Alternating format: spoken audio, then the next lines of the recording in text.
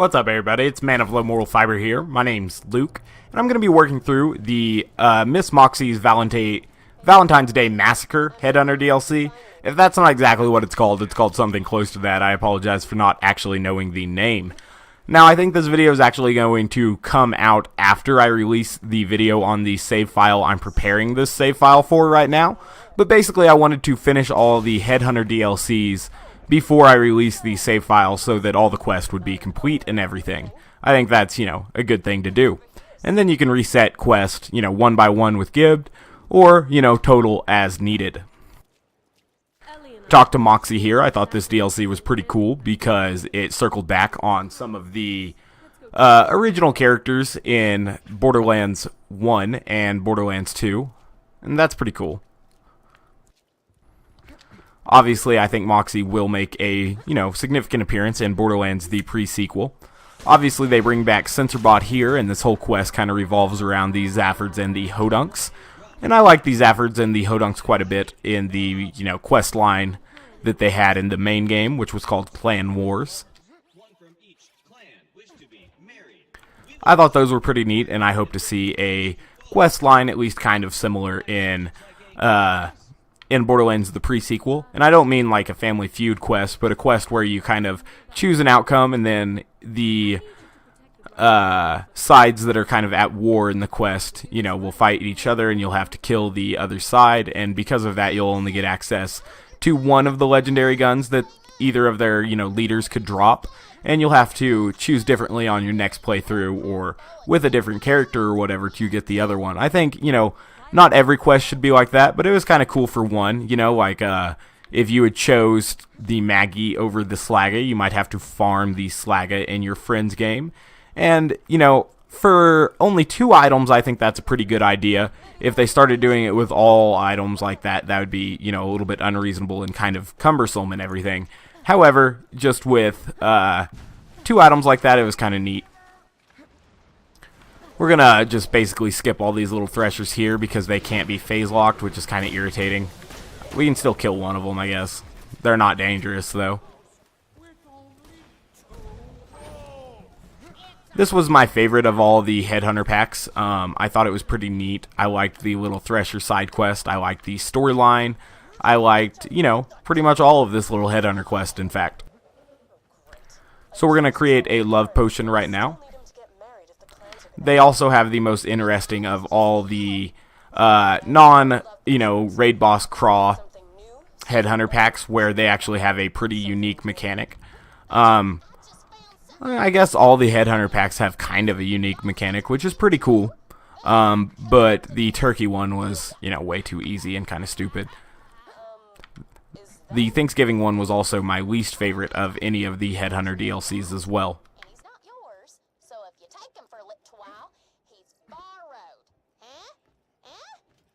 Suggesting we throw a stolen baby into a potion.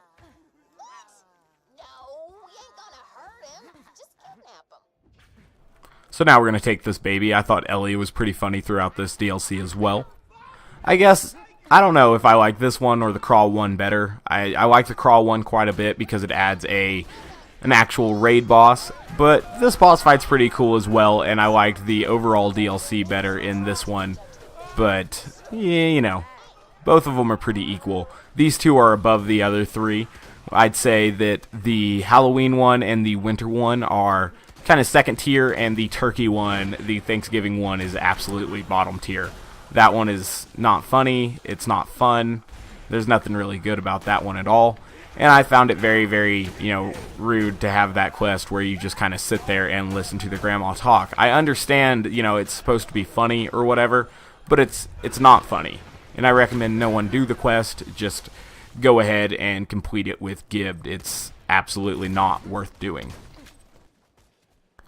And that's what I'll do when I actually do the Headhunter pack for the Thanksgiving Day one before I release this save file as well.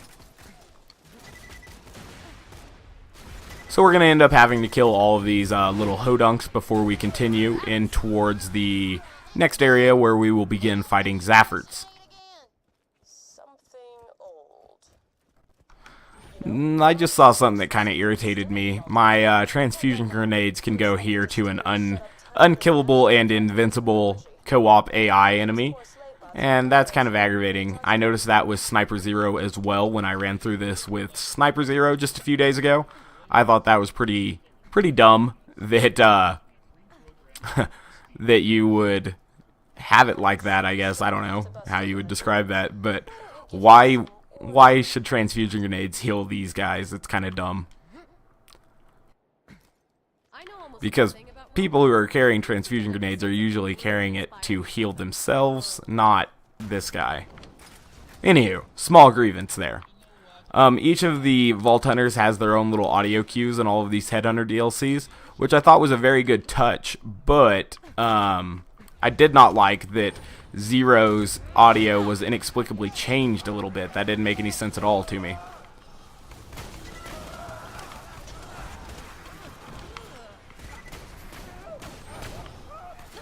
His voice is, completely different than it is in the main game, and I found that kind of weird and completely unnecessary. I wonder why they actually had to do that. Now, I wish there were some badass enemies among all of these, Wow, a Carver's run up on me here. I wish there were some badass enemies among all these enemies that don't have very much health, because I'd like to be able to phase lock a big enemy and draw them all together and stuff. But I can't really do that, and so I'll only be getting a limited amount of chain reaction. But it's not that bad. I could obviously shoot the enemies that are below and not phase locked and everything, but then you run the risk of not killing your phase locked enemy, etc. Oh, I do also have to stay a little bit close to this robot, which I had a small grievance with as well, because it kind of just makes you stand out in the open a little bit, as opposed to taking proper cover and everything. Now we've actually got an enemy who is a little bit healthier. I'll pick him up, and we'll definitely kill that little Carver, I think, as we kill him as well. That's probably the end of the Zafords before, yeah, he's going to bust open this wall now, and we'll be headed further into the distillery. We're going to need to drink some of the whiskey here. I thought the little animations that happen as you drink these whiskeys are pretty well done. I thought that was pretty cool. The screen, you'll see it right now. It happens. I don't know why I'm trying to tell you about it. But yeah, so that happens, and it's pretty neat. I don't know if any of you have ever drinking enough to actually get that drunk and start seeing all sloppy and slurry like that. But it's not fun when you get that drunk. I recommend not doing it, and if you do, please quit drinking, otherwise you run a very high risk of killing yourself. But, most people have done it a few times, so go ahead and have your fun and everything. Just make sure you don't do anything stupid, like driving or, talking to people you actually care about when you're that drunk. Oh, I forgot to bottle the whiskey. My bad.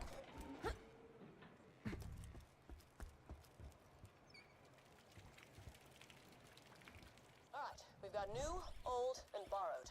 You'll need to find some gold. There's gotta be some around here. The Zafords are as greedy as they come. Huh.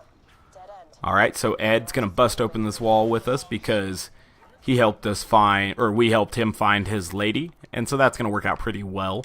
Because we are going to be fighting some little Zafords and junk loaders in here. The Zafords have less health, so I'm going to go ahead and switch to the Corrosive Bone of the Ancients because the loaders are going to be a little bit tougher.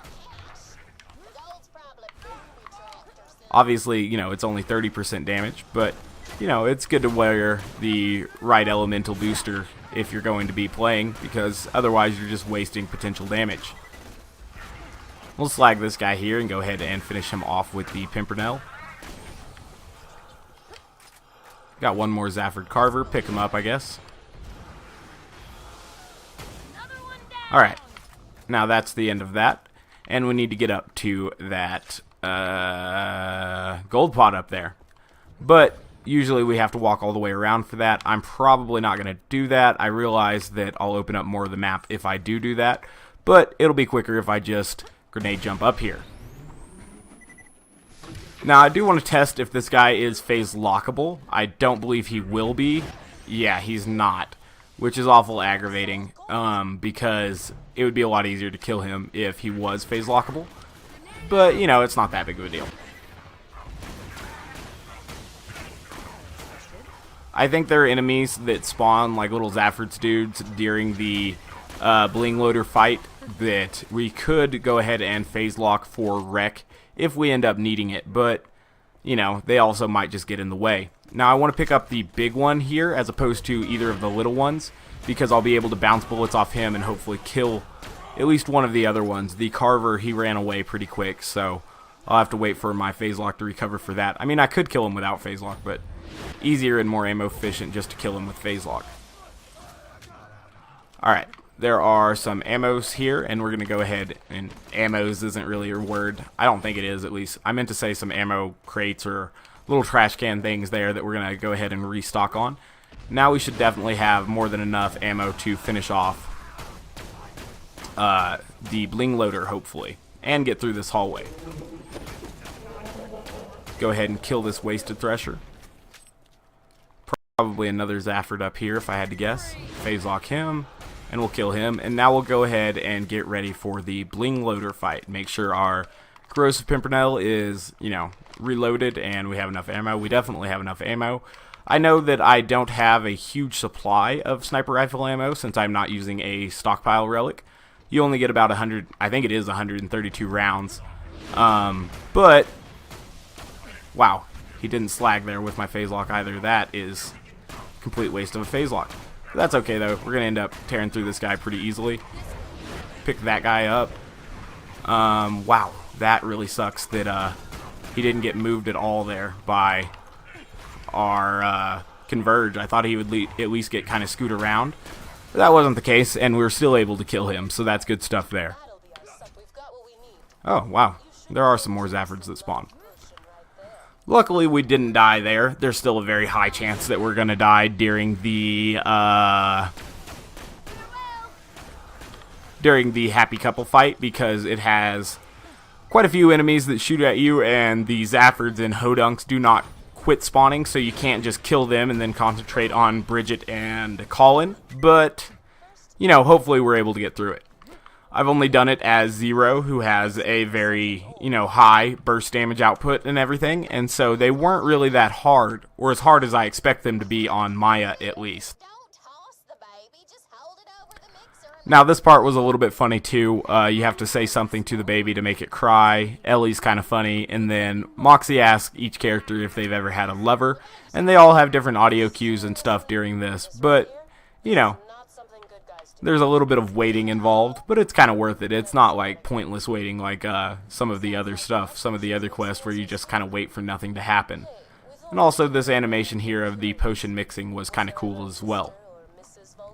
But yeah, this was definitely my favorite of the Headhunter packs, I'd say. Even more so than Son of Craw. To an extent, I like the Son of Craw boss better. He's a pretty cool boss. But then again, these guys are pretty cool bosses as well.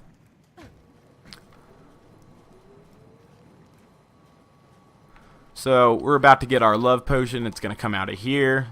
Excellent. So, this will cause the two Goliaths to fall so much in love with each other that they are going to take their helmets off to try to kiss, at which point they'll become Raging Goliaths and start fighting, and that will cause their family to start fighting as well, and it'll just all be kind of one large mess. Now, there is a little ambush here when you come out of the Rotgut Distillery. I immediately got slagged. I hope none of these other guys have elemental guns, but we'll see. There may or may not be one after we climb these little barrels here as well. I'm hoping not. But as we get back into the area where we initially came through with Ed, we may or may not find some enemies. I guess not. There is going to be ammo before the Happy Couple fight. There's a ammo machine right there, so we should be good on ammo, obviously. And I'm probably not going to wear a B for the fight. I think I should have enough damage to kill both of them so long as I plan correctly while I do it. I guess there are a couple more Hodunks that have respawned out here. We'll go ahead and kill those dudes. No need for them to be alive. There we go. Alright. So now we just need to return the baby to Moxxie and then go ahead and fight the Happy Couple. Now all of these Headhunter packs, especially Marcus's Christmas one, have, decent chances to acquire loot and quite a few red chests in them. I guess the turkey one is the one exception to that. But the little Thresher quest in here is a great place to work through with some friends, kill some tough Threshers at 4-player level, overpower level 8, I should say. And, you can usually get a legendary, I've noticed when I've done that in 4 players. About half the time, at least. I don't know what the exact odds on it, but they seem pretty high in my limited testing.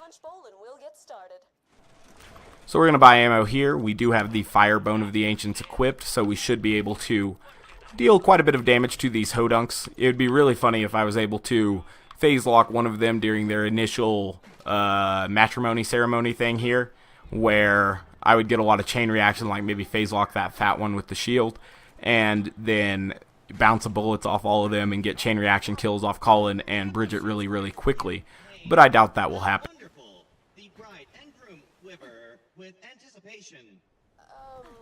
Dearly beloved, we are gathered here to...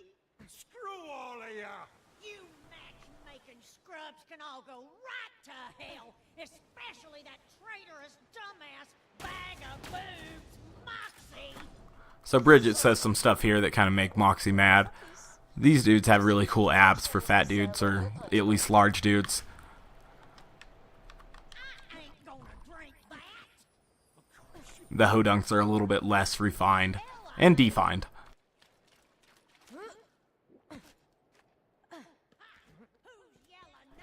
Alright, I'm not sure if being on this bus is going to help me, or I guess it's a trailer home, if it's going to help me during this fight. I know that probably, being easily shot at by the entire arena is a bad thing, but I do want to phase lock this big fat dude as soon as they take their helmets off to kiss, so that hopefully I'll be able to bounce bullets off of them and damage them both pretty equally to start, because my plan is to lower one to a little bit under 10% and then kill the other. So that I will be able to kill them both and finish the fight. At least that's my plan. We'll see how it works out. So they've taken their helmets off, and now they're going to get all pissed. Alright.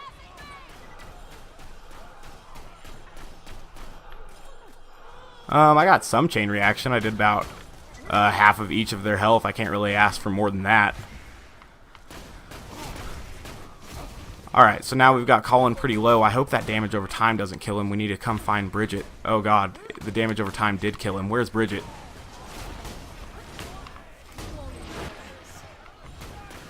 Where's Bridget?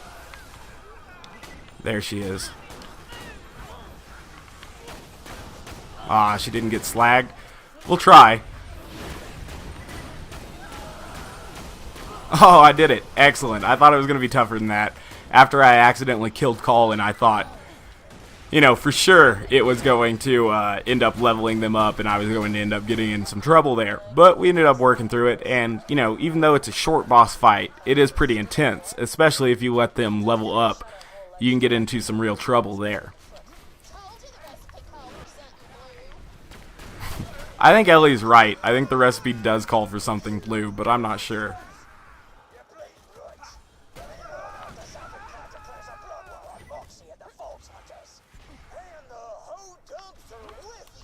Well, so now the Zafords and the Hodunks both hate Moxxie's family. I wonder if we'll see, or how much of Moxxie's family we'll see in Borderlands the pre-sequel. At some point, Scooter mentions that he has a sister named Scooter that he is named after, and we've never met her. Obviously, the only one of Scooter's sisters we've met is Ellie. And so it'll be interesting to see if Moxxie has any other kids that might be shown in the pre-sequel. In some promotional screenshots, I think that they have. Anyway, I'll go ahead and give you a look at the gear and skill build that I used during this little DLC. Like I said, the save file for this particular build that I'm using right now is definitely available online, and I will leave that linked in the description of this video. Anyways, guys, thank you very much for watching. If you haven't yet, please take the time to subscribe. I'd really appreciate that. Otherwise, one more time, thanks for watching, and I hope to catch you next time. Bye, guys.